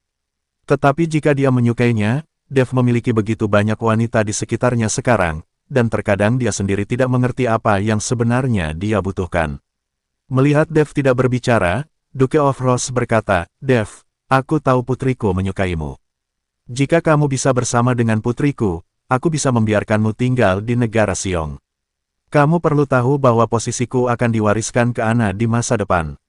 Mungkin Ana akan menjadi ratu di masa depan. Dan kamu, sebagai lelaki Ana, akan menerima kehormatan dan kekayaan tertinggi. Kata-kata Duke of Rose ini adalah godaan besar bagi siapapun. Sangat disayangkan bagi Dev, dia tidak peduli dengan kehormatan atau kekayaan. Bahkan lebih mustahil baginya untuk tinggal di negeri Xiong. Terima kasih Duke Rose atas kebaikanmu, aku benar-benar tidak punya cara untuk tinggal di negara Xiong. Maaf, Dev menolak dengan sopan. Duke Rose menghela nafas dan berkata, emosi tidak bisa dipaksakan. Saya menghargai pilihan Anda, dan Ana yang tidak jauh sudah menangis saat ini. Bab 1835 di pesawat. Josephine berkata kepada Dev sambil bercanda, Dev, mengapa kamu tidak tetap menjadi menantu laki-laki? Di masa depan, seluruh kastil akan menjadi milikmu. Setelah mendengar kata-kata Josephine, gadis-gadis lain juga memandang Dev. Kakak Dev, apakah kamu benar-benar tidak tergoda ketika Duke menahanmu? Rafaela juga bertanya, kurasa kakak Chen melihat kita di sini, jadi maaf, jika kita tidak di sini, dia pasti akan tinggal dan menjadi menantunya. Bagaimanapun, dia adalah seorang putri. Rain juga tertawa dan mengolok-olok Dev. Kalian berdua, apa yang kalian tahu? Bagaimana aku bisa kehilangan hutan demi sebatang pohon? Dev melirik gadis-gadis itu dan berkata. Melihat apa yang dikatakan Dev, beberapa orang tersipu. Di sisi lain, Matt berada di sela-sela, dan berkata dengan wajah sedih, kamu tidak kehilangan hutan, tapi aku kehilangan 2 pohon laut yang lebat. Saat dia mengatakan itu, Matt hampir menangis. Melihat Matt seperti itu membuat semua orang tertawa terbahak-bahak. Kembali ke Kyoto, Dev segera menemukan Naga Lima dan bertanya apakah aliansi seni bela diri melakukan sesuatu selama ini. Namun, Dev tidak menemukan Naga Lima, tetapi melihat bahwa Hayden telah kembali dari Pulau Penglai. Hayden, kenapa kamu kembali dari Pulau Penglai? Dev bertanya dengan aneh. Menurut spekulasi Dev, tidak mungkin Hayden dan yang lainnya mencapai ranah Wuhou puncak secepat ini. Saudara Dev, Pulau Penglai tidak lagi cocok untuk budidaya. Selama ini, penglihatan sering terjadi, dan banyak orang mati di Pulau Penglai. Meskipun Neil terus mengumumkan pesanan musiman, banyak orang masih meninggalkan Pulau Penglai. Hayden mengikuti Dev dan menjelaskan, penglihatan. Penglihatan apa? Dev terkejut. Terkadang Pulau Penglai tidak melihat matahari selama 3 hari dan tetap dalam kegelapan sepanjang waktu, dan terkadang tetap cerah sepanjang waktu dan tidak melihat malam. Apalagi gempa dan tsunami sering terjadi. Dalam jarak puluhan mil dari Pulau Penglai, ada gelombang besar. Tapi di luar tenang, seolah-olah ada sesuatu yang mengincar Pulau Penglai dan dengan sengaja mengusir penduduk pulau. Ngomong-ngomong, masih ada beberapa monster yang keluar dari laut satu persatu dan menyerang penduduk di pulau itu. Ketika Hayden menjelaskan, ekspresi Dabe sedikit berubah, yang menunjukkan betapa menakutkannya hal-hal yang mereka temui di Pulau Penglai. Bagaimana itu bisa terjadi? Dev mengerutkan kening, dan tidak tahu mengapa. Mungkinkah karena dia mengambil tubuh iblis darah dari Pulau Penglai? Setelah berpikir lama, Dev tidak menemukan petunjuk apapun, jadi dia berhenti. Memikirkannya, masalah Pulau Penglai akan dibahas nanti. Yang harus dia tangani sekarang adalah aliansi seni bela diri. Dia ingin melihat apakah Yuki, yang dipenjara di aliansi seni bela diri, adalah tubuh aslinya. Jangan khawatir tentang masalah Pulau Penglai. Apakah aliansi seni bela diri telah bergerak selama ini? Dev bertanya. Hayden menggelengkan kepalanya, itu tidak juga, tetapi selama ini, beberapa keluarga seni bela diri telah kembali ke aliansi seni bela diri. Jangan khawatir, kamu hanya perlu menuliskan keluarga akar rumput ini. Dev tahu bahwa selama kekuatan aliansi seni bela diri meningkat, pasti akan ada beberapa klan seni bela diri yang mencoba menjilat mereka. Di zaman manapun, ada orang yang menyukai jenis rumput ini. Kakak Dev, apa yang akan kamu lakukan di sisi aliansi seni bela diri? Apakah kamu membutuhkan aku untuk merekrut orang sekarang? Hayden bertanya pada Dev. Tidak perlu. Karena banyak keluarga sekte telah kembali ke serikat seni bela diri, saya akan membiarkan mereka melihat bahwa aliansi seni bela diri hanyalah macan ompong. Kamu pergi untuk mengirim surat ke aliansi seni bela diri, dan katakan bahwa aku ingin menantang aliansi seni bela diri, sehingga siapapun di aliansi seni bela diri dapat bertarung. Bahkan jika aliansi seni bela diri bergerak bersama, aku akan bertarung. Ingat, buat momentum lebih besar kali ini. Selama aku masih hidup, aku akan membuat aliansi seni bela diri tidak memiliki kehidupan yang baik. Dev memutuskan untuk secara terbuka menamparkan wajah aliansi seni bela diri. PKN tahun 1836 sampai tahun 1840 bab 1836 sekarang, pedang pembunuh naga di tangannya sudah sebanding dengan senjata suci seni bela diri, bahkan melampaui senjata suci seni bela diri. Selain itu, Dev juga memiliki tubuh iblis darah, yang sebanding dengan perisai terkuat. Selama dua hal ini digunakan dengan baik, Dev percaya diri untuk menghancurkan orang-orang dari aliansi seni bela diri. Oke, aku akan melakukannya sekarang, Hayden mengangguk. Dev pergi beristirahat. Mengetahui bahwa Dev telah kembali, banyak orang ingin melihat Dev, tetapi Dev tidak melihat siapapun. Dan pada saat ini di aliansi seni bela diri, berita kembalinya Dev juga segera diketahui oleh anggota aliansi seni bela diri. 7 jubah hitam perak duduk di kedua sisi, dan Zeke duduk di kursi utama dengan wajah sombong. Pada saat ini, Zeke masih memakai jubah tembaga hitam, tetapi 7 jubah hitam perak di bawah semuanya sedikit menundukkan kepala ketika mereka melihat Zeke. Melihat sikap 7 jubah hitam perak terhadapnya, Zeke merasa sangat kembung saat ini. Lalu Dev kembali, apakah kalian sudah tahu cara menghadapinya? Kamu harus tahu bahwa ketika Dev kembali, dia pasti akan mencari masalah dengan aliansi seni bela diri. Dan sekarang Yang Maha Kuasa benar-benar ingin mendapatkan tubuh bocah itu, kalian harus menemukan cara sesegera mungkin. Zeke berkata dengan nada superior. Utusan iblis, kita bertuju akan menangkap Dev secepat mungkin. Dengan 7 saudara kita dan 2 senjata suci, Dev sama sekali bukan tandingan kita. Pemimpin bangkit dan berkata dengan hormat kepada Zeke. Meskipun Zeke masih muda dan awalnya hanya jubah tembaga hitam, tidak mungkin ada yang menolak jika utusan iblis menyukai tubuh Zeke. Sekarang Zeke telah menjadi tubuh dari jiwa utusan iblis, dan para jubah hitam perak harus menghormatinya, patuhi perintah. 3 hari, aku hanya akan memberimu 3 hari. Jika kamu tidak bisa menangkap Dev setelah 3 hari, kamu akan dihukum. Setelah Zeke selesai berbicara, kabut hitam memenuhi udara, dan kemudian tubuh Zeke menghilang. Hei, apa? Mengapa utusan iblis menyukai tubuh orang itu? Jubah hitam perak meludah keras, jelas tidak yakin. Kelima, jangan bicara omong kosong. Tindakan, utusan iblis bukanlah sesuatu yang bisa kamu dan aku diskusikan. Pikirkan saja cara menangkap Dev dalam 3 hari. Pemimpin berkata dengan wajah sedih. Meskipun 7 dari mereka bekerja sama dan menambahkan senjata suci, tidak akan sulit untuk menangkap Dev. Tapi Dev adalah penguasa gerbang naga, dan sekarang seluruh pasukan gerbang naga tersebar di seluruh ibu kota, dan Dev memiliki hubungan dengan pejabat Tuan Si.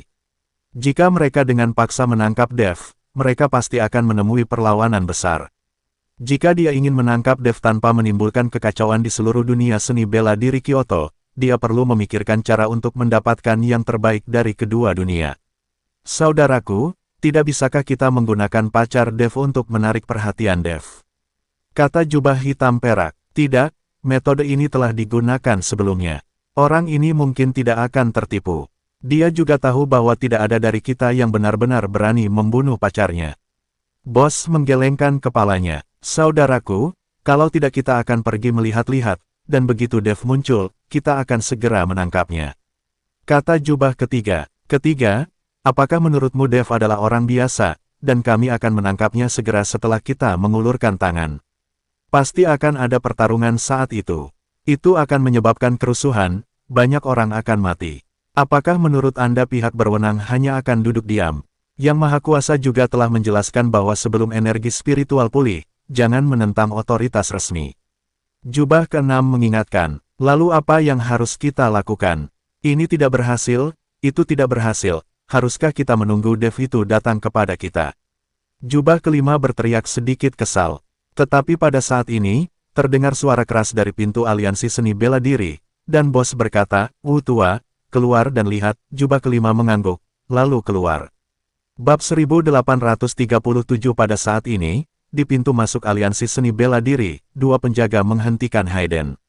Ini adalah pusat aliansi seni bela diri. Siapapun tanpa janji tidak diizinkan masuk, seorang penjaga berteriak pada Hayden dengan agresif. Hayden memandang penjaga itu dan tersenyum dingin, aliansi seni bela diri akan musnah, kamu masih berani di sini sebagai anjing. Berapa banyak manfaat yang diberikan aliansi seni bela diri kepadamu? Datanglah ke gerbang naga kami untuk menjaga gerbang, dan aku akan memberimu 2 kali lipat. Berani, kamu berani berbicara kasar.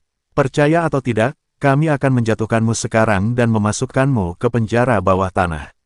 Penjaga di gerbang berkata dengan marah. Hanya mengandalkanmu, aku mengalahkanmu dengan 1 tangan. Aliansi seni bela diri benar-benar mati, dan aku tidak menemukan yang cakap di gerbang. Mata Hayden penuh dengan penghinaan. Kamu benar-benar ingin mati. Penjaga itu tidak tahan lagi, dan meninju Hayden. Nyatanya, kekuatan penjaga ini tidak rendah, kekuatan Wuzong menjaga di gerbang, dan itu sudah sangat bagus. Pukulan ini juga memiliki pukulan yang mengerikan, dan mengenai kepala Hayden. Selama dia memukulnya, otaknya akan meledak di tempat. Mata Hayden sedikit menyipit, dia tidak memikirkan beberapa kata, tetapi pihak lain benar-benar membunuhnya. Lemparkan 1 pukulan, ledakan, kedua tinju itu bertabrakan, dan penjaga itu terbang terbalik dalam sekejap, sementara Hayden tidak bergerak sama sekali. Melihat ini, penjaga lainnya gemetar ketakutan, tidak tahu harus berbuat apa untuk sementara waktu. Hayden mendengus dingin, berjalan dengan angkuh, dan penjaga tidak berani menghentikannya. Hayden berjalan ke penjaga yang jatuh, melihat penjaga itu akan berdiri, dan kemudian menginjaknya. Celepuk, penjaga itu jatuh ke tanah lagi. Apakah kamu masih berani? Hayden menatap penjaga itu dengan dingin dan bertanya. Tidak, tidak berani, aku salah. Penjaga itu mulai memohon belas kasihan. Jika aku tidak datang ke sini untuk mengirimkan kartu pertempuran hari ini, kamu akan kehilangan nama panggilanmu sejak lama. Hayden mendengus dingin, lalu mengangkat kakinya dan berjalan menuju aliansi seni bela diri. Tapi saat Hayden memasuki aliansi seni bela diri, kekuatan yang menakutkan tiba-tiba menghantam Hayden. Hati Hayden bergetar, dan dia dengan cepat mundur, langsung keluar dari aliansi seni bela diri. Wuhou Agung. Hayden bisa merasakan bahwa aura menakutkan barusan datang dari Wuhou Agung. Nak, siapa kamu? Kamu berani datang ke aliansi seni bela diriku untuk bermain liar, kurasa kamu lelah hidup. Melihat Hayden berani menyerang penjaga mereka, jubah kelima berkata dengan marah. Hayden melihat dan menemukan bahwa pihak lain mengenakan jubah hitam, dia segera mengerti bahwa identitas pihak lain di aliansi seni bela diri tidaklah mudah. Saya Naga Hayden, wakil ketua sekte Gerbang Naga, dan saya di sini hari ini untuk memberi Anda undangan pertempuran. Seperti yang dikatakan Hayden, kartu pertempuran berlapis emas terlempar dari tangannya dalam sekejap. Kartu pertempuran itu seperti pisau tajam, langsung menuju jubah kelima. Jubah kelima baru saja mencubit tiang pertempuran dengan sedikit jarinya. Kartu pertempuran, kartu dari siapa ini? Jubah kelima bertanya. Master Sekte kami akan menantang orang-orang dari aliansi seni bela diri Anda untuk bertarung besok siang. Aliansi seni bela diri Anda dapat bertarung sesuka hati, sebanyak orang yang Anda inginkan. Aliansi seni bela dirimu akan memanggil ayah kepada Master Gerbang Naga kami di depan banyak keluarga seni bela diri. Hayden tersenyum dingin. Pada saat ini, Hayden telah memuja Dev secara membabi buta, dia merasa selama Dev ingin melakukannya, tidak akan ada yang tidak bisa dia lakukan.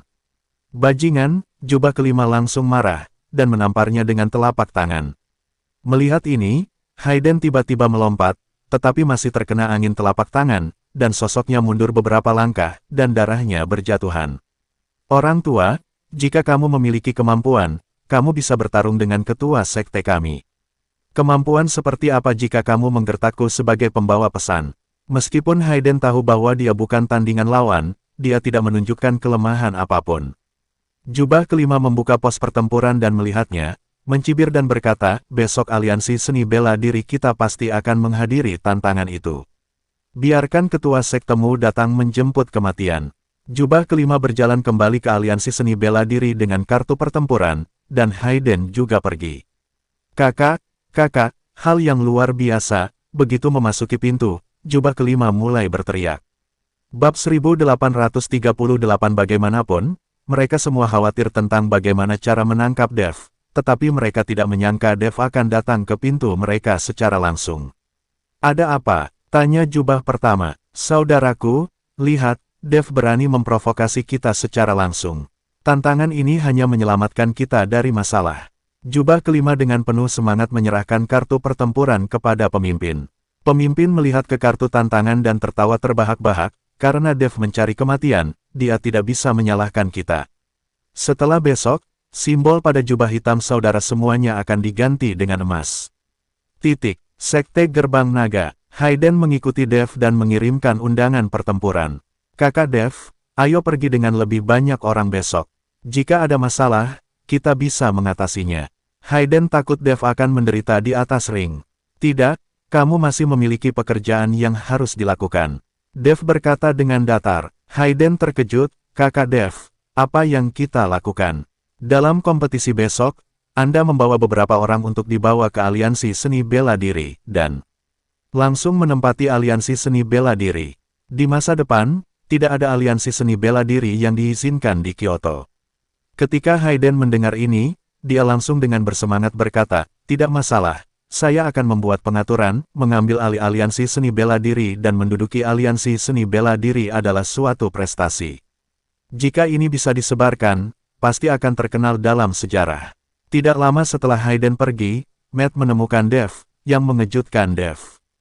Tuan Hu, Anda tidak berada di kota Praja Wenru saat ini, apa yang Anda lakukan di sini? Dev bertanya dengan aneh. Dev, seseorang ingin bertemu, kata Matt. Tidak, saya sudah mengatakannya sebelumnya. Saya tidak ingin bertemu tamu hari ini.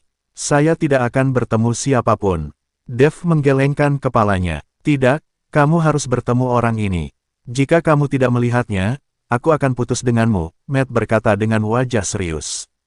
Dev tertegun sejenak, dan menatap Matt dengan tak percaya. Tuan Hu, apakah orang ini kerabat Anda? Dev tidak mengerti mengapa Matt bersikeras membiarkan dia bertemu dengan orang ini. Jangan khawatir tentang itu, kamu harus bertemu dengannya hari ini, atau aku tidak akan mengenalmu lagi.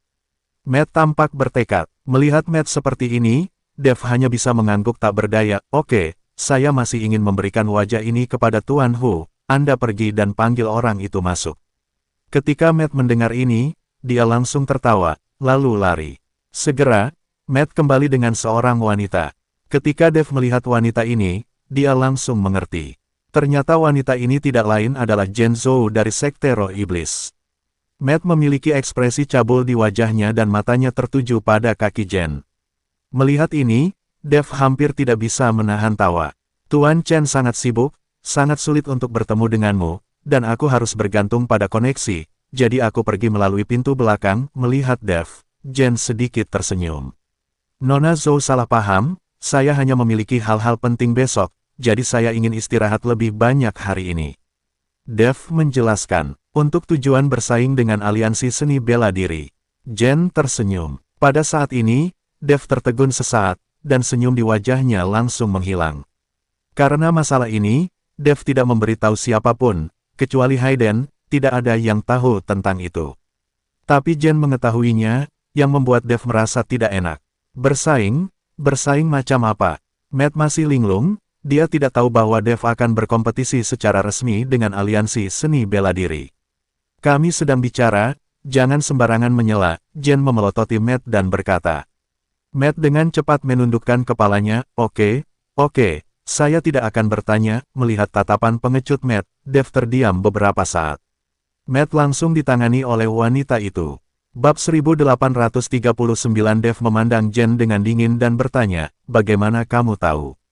Ini adalah sesuatu yang baru saja aku putuskan, dan belum diumumkan. Dev tidak percaya bahwa Hayden akan memberitahu Jen tentang hal ini, karena itu bukan Hayden, dia pasti dari aliansi seni bela diri. Bagaimana menurutmu? Jen tersenyum ringan, kamu telah mengatur orang-orangmu sendiri di aliansi seni bela diri, kan? Dev bertanya, karena hanya dengan cara ini, Jen dapat mengetahui masalah ini dengan begitu cepat, dan masalah Yuki, yang seharusnya menjadi rahasia aliansi seni bela diri, tetapi jika Sekte Roh Iblis mengetahuinya, itu membuktikan bahwa pasti ada seseorang di dunia. Aliansi seni bela diri, dan status orang ini pasti tidak rendah, jika tidak mungkin mengetahui rahasia ini. Jen tersenyum, tidak mengakui atau menyangkal, karena sekarang dia belum mencapai kata sepakat dengan Dev, jadi ada beberapa hal yang masih belum bisa diketahui Dev. Katakan padaku, apa yang kau inginkan? Dariku, karena Jen menggunakan hubungan Matt untuk menemuinya, pasti ada yang salah. Penguasa kami sangat mengagumi Anda, jadi saya ingin mengundang Anda untuk pergi ke Sekte Roh Iblis, sehingga Anda dapat melihat kekuatan Sekte Roh Iblis kami. Kata Jen, aku sedang tidak punya waktu akhir-akhir ini. Dev menggelengkan kepalanya. Aku tahu, aku juga tidak terburu-buru di sini. Setelah kamu membunuh orang-orang dari Aliansi Seni Bela Diri dan mengetahui rahasia penjara bawah tanah Aliansi Seni Bela Diri, kamu secara alami akan mempercayai kami. Jen berkata dengan ringan, mengapa kamu begitu yakin bahwa aku bisa mengalahkan orang-orang dari Aliansi Seni Bela Diri itu? Dev memandang Jen dengan sangat bingung, dia tidak mengerti bagaimana Jen begitu yakin padanya. Tentu saja, kamu akan menang, jangan lupakan perjanjian antara kita setelah kemenangan, ikuti aku ke Sekte Roh Iblis, dan kamu akan mengetahui lebih banyak rahasia yang ingin kamu ketahui. Setelah Jen selesai berbicara, dia berbalik dan keluar. Matt mengikuti dari belakang, matanya tertuju pada kaki Jen, dan napasnya menjadi sesak. Jika bukan karena kekuatan Jen, Matt mungkin tidak tahan dan akan bergegas maju sejak lama. Nona Zhou, bisakah aku pergi ke Sekte Roh Iblis bersamamu? Matt mengikuti di belakang Jen dan bertanya dengan nada menyanjung. Kamu harus bertanya kepada Tuan Chen tentang itu, jika dia setuju, Sekte Roh Iblis kami tidak akan keberatan. Setelah Jen selesai berbicara, dia melirik Matt dengan penuh arti, lalu pergi. Merasakan tatapan Jen, Matt bergidik dan melompat kegirangan. Hatiku akan mabuk, apakah ini perasaan jatuh cinta? Matt mencengkeram jantungnya yang berdetak kencang, benar-benar mabuk. Dev keluar, dan melihat Matt seperti itu, dia hanya bisa memutar matanya. Setiap orang memiliki kelemahannya masing-masing, mungkin kelemahan Matt adalah wanita. Dev meminta Hayden untuk menyebarkan berita tentang mengikuti undangan pertempuran Aliansi Seni Bela Diri. Segera, seluruh Aliansi Seni Bela Diri berdengung. Luar biasa, Dev ini benar-benar menantang Aliansi Seni Bela Diri lagi. Dan kali ini orang-orang dari Aliansi Seni Bela Diri dapat bergabung bersama. Dev menghilang untuk sementara waktu, dan menjadi sangat terkenal setelah kembali. Apakah dia mendapatkan warisan? Kamu harus tahu bahwa Aliansi Seni Bela Diri memiliki 7 Wuhou Agung, dan ada 2 senjata suci di tangan. Bahkan jika Dev benar-benar mendapatkan warisan, dia sama sekali bukan milik lawan. Tunggu dan lihat saja, maka Dev pasti akan kalah, ayo bertaruh. Di forum Seni Bela Diri, mulai ada taruhan pada kompetisi Dev dengan Aliansi Seni Bela Diri. Hanya saja banyak orang yang percaya Aliansi Seni Bela Diri akan menang. Lagi pula, Aliansi Seni Bela Diri sekarang memiliki 7 Wuhou Agung, dan ada 2 senjata suci Seni Bela Diri, jadi Dev tidak memiliki peluang untuk menang. Tapi karena Dev berani mengirim kartu tantangan, dia pasti punya rencananya sendiri, dan dia mungkin menjadi kuda hitam. Bab 1840. Jadi ada juga orang yang bertaruh pada Dev. Tetapi dibandingkan dengan Aliansi Seni Bela Diri, hanya sedikit orang yang bertaruh untuk Dev, yang membuktikan bahwa orang-orang ini tidak memiliki ekspektasi yang tinggi terhadap kekuatan Dev. Di dalam Aliansi Seni Bela Diri, 7 jubah hitam perak berkumpul bersama, menyaksikan Dev mempublikasikan masalah ini dengan meriah. Mereka merasa bahwa Dev pasti memiliki semacam konspirasi. Saudaraku, apakah Dev berani memprovokasi Aliansi Seni Bela Diri kita dengan kemeriahan seperti ini? Apakah ada penipuan? Tanya jubah ketiga. Aku merasa tidak enak. Kekuatan dia sendiri hanya Wuhou Agung. Beraninya dia menantang kita bertujuh. Terlebih lagi, kita masih memiliki 2 senjata suci di tangan. Kita, bukankah Dev jelas akan hancur? Apa tujuannya melakukan ini? Tidak akan ada penipuan, kan? Jubah kelima juga merasa bahwa Dev punya sebuah rencana. Apakah ada penipuan atau tidak? Karena Dev telah mempublikasikan masalah ini, Aliansi Seni Bela Diri kita harus mengambil alih. Utusan iblis hanya memberi kita waktu 3 hari, kita harus menangkap Dev itu. Dan di hadapan kekuatan absolut, semua skema sia-sia. Ada rasa dingin di mata pemimpin. Saudaraku, aku punya rencana. Tidak peduli trik apapun yang dimiliki Dev, kita bisa membuatnya kacau. Saat ini, jubah kedua berbicara. Rencana apa? Ketika pemimpin mendengarnya, dia langsung bertanya dengan penuh minat. Lalu jubah kedua berbisik di telinga sang pemimpin. Setelah mendengarkan, sudut mulut pemimpin terangkat. Oke, kamu bisa melakukan itu. Jubah kedua mengangguk dan pergi.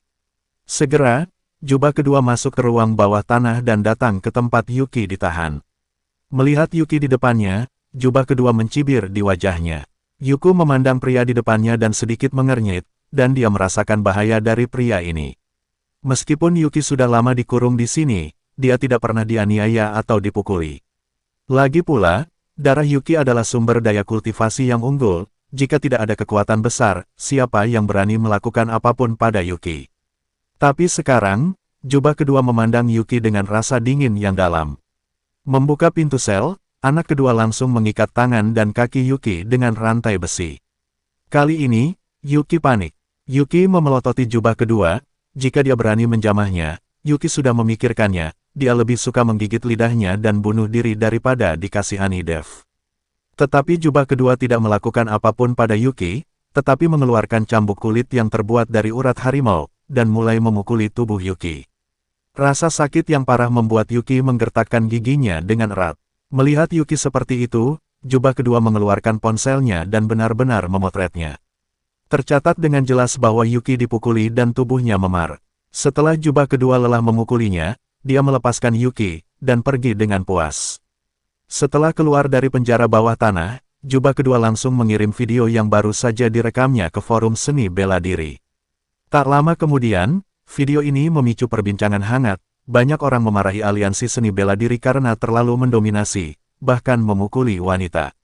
Tetapi lebih banyak orang yang memarahi Dev. Mereka semua memarahi Dev sebagai bajingan yang tidak peduli dengan hidup atau mati pacarnya. Kakak Dev, Hayden berjalan ke kamar Dev, dan sepertinya ingin mengatakan sesuatu. Apa yang salah? Dev bertanya. Hayden menunduk, tidak tahu harus berkata apa kepada Dev. Dev mengerutkan kening. Jika Anda memiliki sesuatu untuk dikatakan, katakan saja. Jika Anda memiliki sesuatu untuk dilakukan, keluarlah. Jangan lupa bahwa kamu adalah wakil ketua sekte Gerbang Naga sekarang. Ribuan orang mengikutimu.